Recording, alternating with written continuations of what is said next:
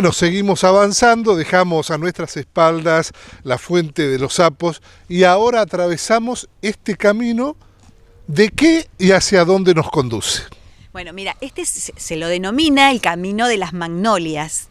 ¿Por qué? Porque tenemos a ambos costados de este camino varias plantas de magnolias. ¿Y a dónde nos va a conducir? A la rotonda. Nosotros aquí le llamamos la rotonda, palco retreta, que es el lugar, el espacio donde allá por 1950, 1960, las orquestas de la ciudad venían y tocaban en ese lugar. Y el pueblo se reunía alrededor de esa rotonda y dicen, por lo menos las crónicas de ese momento, que muchas familias azuleñas comenzaron en este lugar cuando se encontraban y empezaron a noviar por acá.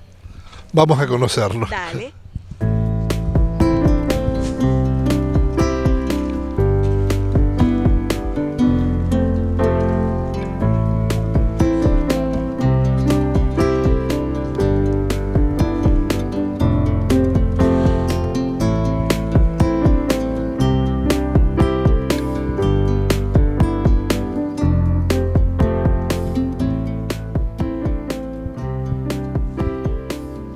Nosotros lo conocemos como kiosco. En nuestra ciudad la conocemos como kiosco. Acá estaba la orquesta principal para aquellos bailes de antaño. Exactamente. Bueno, acá nosotros la conocemos como palco retreta o rotonda. Y se utilizó mucho allá por los años 1950, 1960, cuando las orquestas de la ciudad venían a este lugar, ahí se instalaban, comenzaban a tocar y el pueblo se ubicaba aquí alrededor y dicen, por ahí las crónicas de la época, que se formaron muchas familias azuleñas acá en este lugar. Así que bueno, el palco retreta es un lindo espacio para que las familias también hoy también, mira, vienen los chicos, juegan mucho en este lugar, ya no tiene esa utilización que tenía al principio, pero se sigue utilizando en momentos que hay algún evento en el parque, alguna actividad en particular, suele utilizarse, pero ya no con los fines que se utilizaba al principio. Y vos hablabas de los más chicos y de la diversión, que hay un centro de juegos, pero también vemos que hay toda una vía, la Tronchita parece, que circunda a este lugar, que recorre el parque, no solo para venir a caminar y trotar, sino para los más chicos, ¿qué hay? Hay un juego muy particular que llama poderosamente a los niños, les encanta.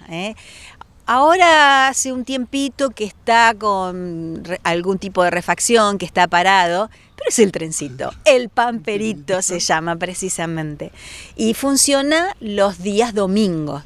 Que se va a volver a colocar nuevamente en funcionamiento, se está reparando alguna cuestión de la máquina y hay una institución que es la encargada por ahí de acomodarlo un poquito, que es la Escuela Técnica. Alumnos de la Escuela Técnica son los que a veces se encargan de la restauración del Pamperito.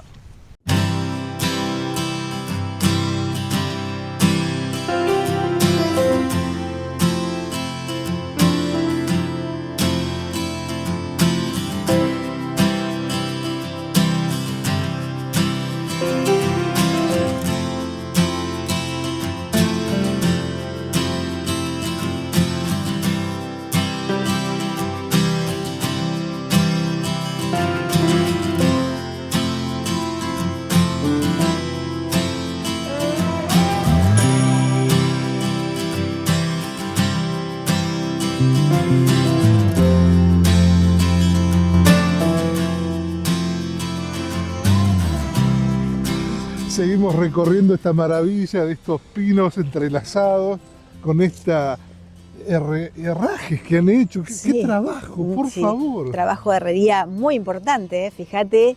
La base, el diseño que tiene, el dibujo que tiene, la copa donde está la luminaria, también, sí, un trabajo muy importante se hizo. Y estamos hablando de 1920, 1930, a principios allí de siglo, que se hacían todos estos trabajos.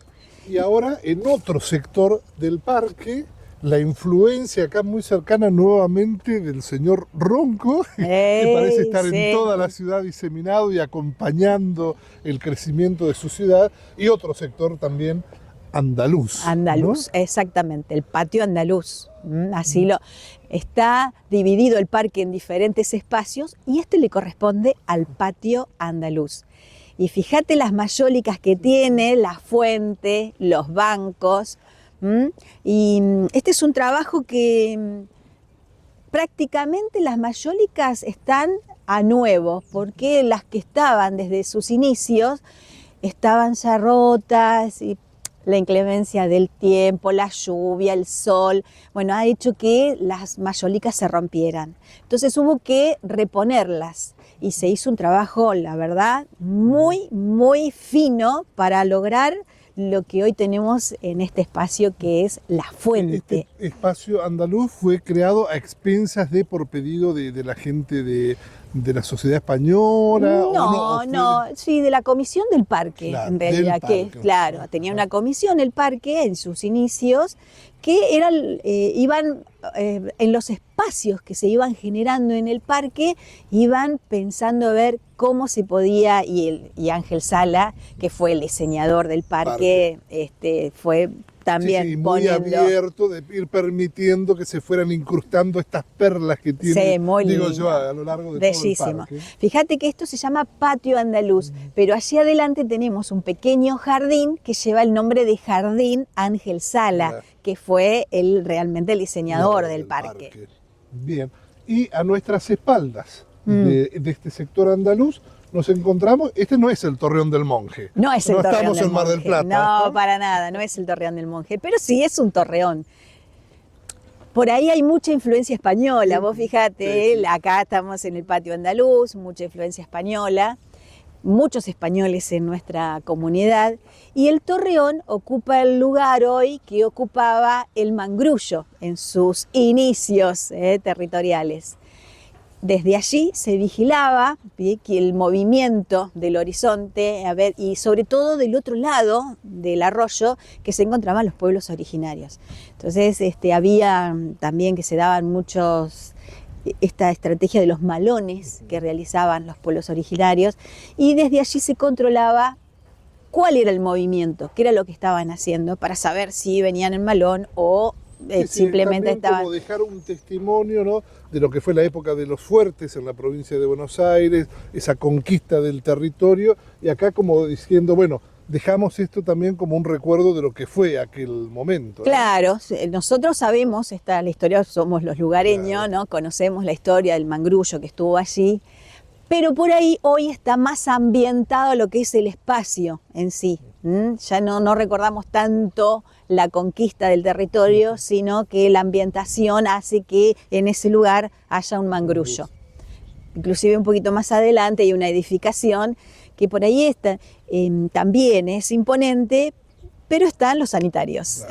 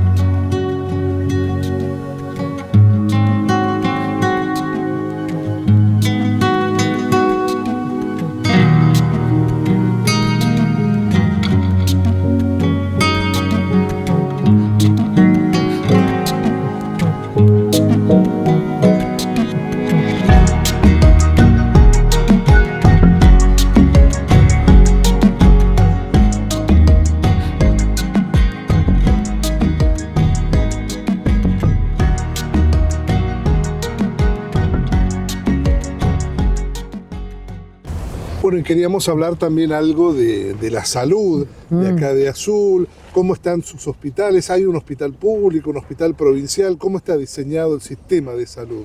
Bueno, en Azul tenemos el hospital público que es municipal, después tenemos un hospital provincial, pero está dedicado a los niños exclusivamente, y un sanatorio privado y una clínica privada. Ese es el sistema de salud organizado en nuestra ciudad. Y bueno, ¿por qué traemos este tema a colación? Porque a nuestras espaldas se encuentra un ex médico, un médico fallecido, Tal cual. Ángel Pinto, con Sí. una historia Sí. para que contanos.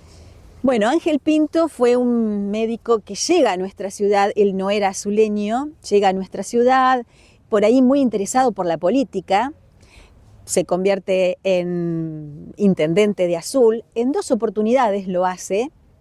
Cuando deja la política, él sí ya se dedica a la medicina, se dedica a la salud de los azuleños. Hizo tanto por la salud de los azuleños que el hospital municipal lleva el nombre de él, está dedicado a él en reconocimiento a su labor, a su empeño por la salud de los azuleños, le ponen al hospital Dr. Ángel Pinto.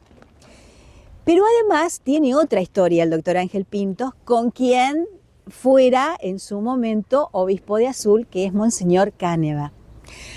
Monseñor Cáneva fue el primer obispo que tiene la ciudad y habían hecho un lindo ahí, trabajo con el doctor Ángel Pinto. Azul en 1940-45 tuvo una epidemia muy importante de viruela que afectó exclusivamente a los pueblos originarios. Si bien hubo también del otro lado algunas personas que fueron afectadas, pero la mayor cantidad de personas afectadas fueron los pueblos originarios, que casi llega al exterminio de este pueblo con esta enfermedad. Reafirmamos la fecha, 1940. Sí, la década del 40 y pico, 45 aproximadamente. Los únicos que pasaban esa frontera, porque la frontera era el arroyo, nadie podía pasar para aquel lado, ni podían venir desde el otro lado hacia este lado del arroyo, no había nada, nadie podía hacerlo. Y los únicos que estaban autorizados eran el doctor Ángel Pinto y el Monseñor Cáneva.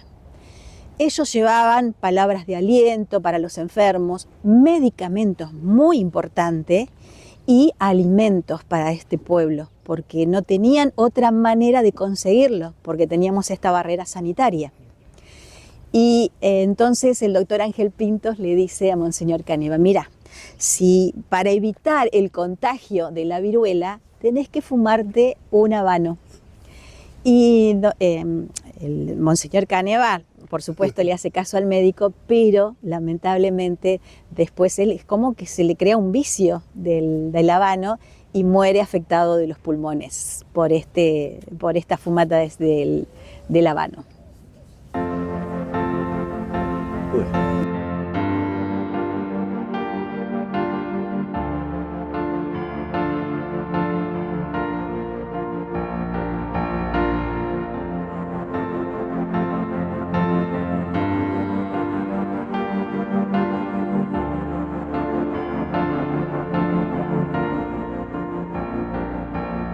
Y nos encontramos con un retoño. Exactamente, un retoño del pino de San Lorenzo. Aunque parezca increíble, en Azul hay un retoño del pino de San Lorenzo. Desde el año 1942 que está declarado árbol de Azul. Entonces fíjate que está protegido, resguardado por una pared de cemento. Nadie lo puede tocar, nadie le puede cortar una rama, nada, no se puede tocar este pino, porque está declarado como árbol de Azul. Y fíjate que fue declarado árbol de Azul antes de que fuera declarado pino histórico.